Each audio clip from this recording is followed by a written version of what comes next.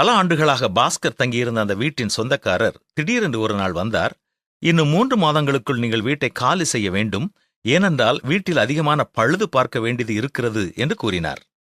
இத்தனை ஆண்டு காலம் அந்த வீட்டில் தங்கியிருந்த பாஸ்கருக்கு வீட்டை காலி செய்து வேறு இடத்திற்கு செல்வது என்பது யோசிக்கவே முடியவில்லை.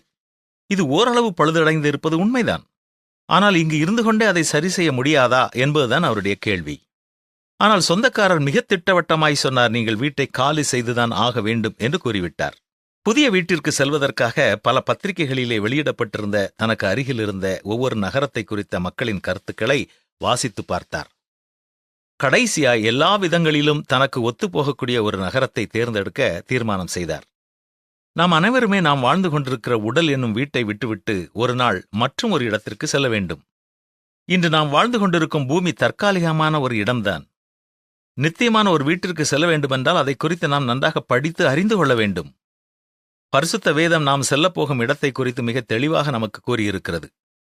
வேதத்தின் அடிப்படையிலே நாம் பார்க்கும்போது அந்த இடத்தை சென்று பார்த்து திரும்பி வந்தவர் அது ஒரு விவரிக்க முடியாத ஒரு இடம் என்று கூறியிருக்கிறார்.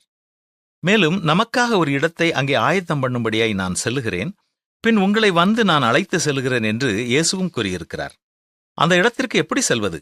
நானே வழியும் சத்தியமும் ஜீவனுமாயிருக்கிறேன், என்னாலே அல்லாமல் ஒருவனும் பிதாவினிடத்தில் வரான் என்று இயேசு கூறியிருக்கிறார். அவர் மேல் நம்பிக்கை வைத்து அந்த உன்னதமான நாட்டிற்கு செல்ல ஒவ்வொரு நாளும் நாம் ஆயத்தமாவோமா?